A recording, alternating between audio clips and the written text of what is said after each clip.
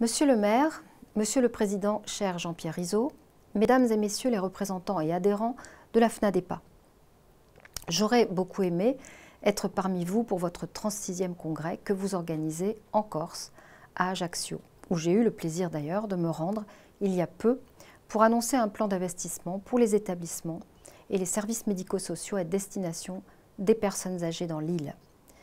Je souhaitais m'adresser à vous par cette courte vidéo pour vous saluer, toutes et tous, qui êtes toujours en première ligne contre la crise sanitaire dans vos EHPAD et résidences autonomie.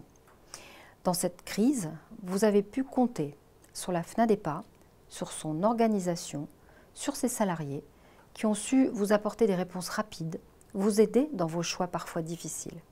Je sais qu'ils vous ont été, aux côtés du ministère, d'une aide précieuse dans l'année et demie que nous avons vécue.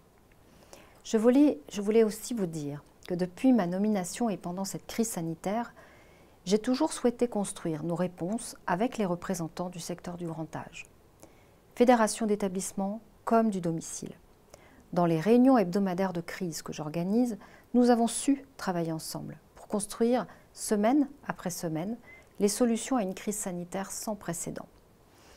Nous avons également déployé une campagne de vaccination hors norme en EHPAD et en résidence autonomie qui, grâce à un engagement collectif exceptionnel, a été une réussite. Cet effort continue maintenant avec la campagne de rappel pour vos résidents et demain, vous, professionnels. Je salue à ce titre Madame Annabelle Vec qui a su toujours être force de proposition pendant cette crise et au-delà. La crise sanitaire n'est pas derrière nous et nous ne devons pas baisser la garde en continuant à vacciner. Pour autant, nous continuons aussi à porter la réforme de l'autonomie. Soyez d'abord conscients que l'opportunité de faire le grand saut dès le PLFSS 2021 est une garantie d'un changement systémique. Le PLFSS nous permet une rapidité dans le vote et dans l'exécution.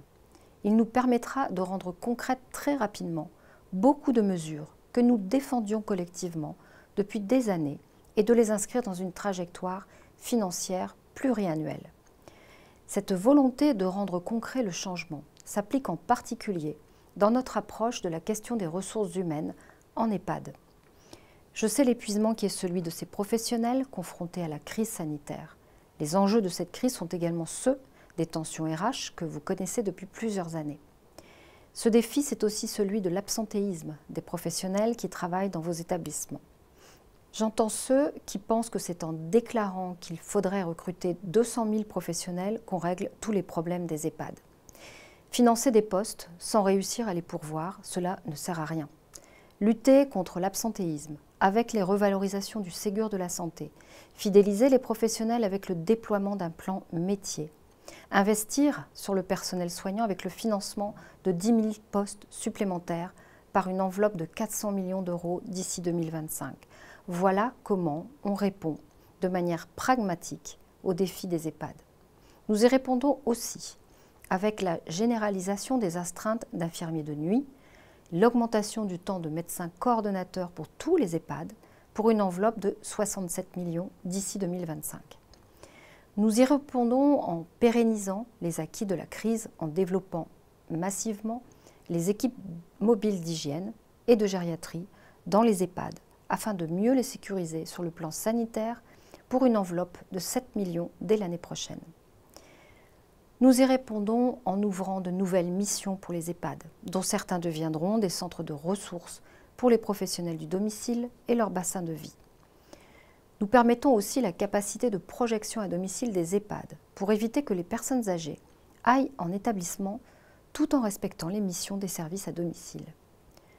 Nous y répondons enfin grâce au Ségur de l'investissement et au plan de relance de 2,1 milliards d'euros.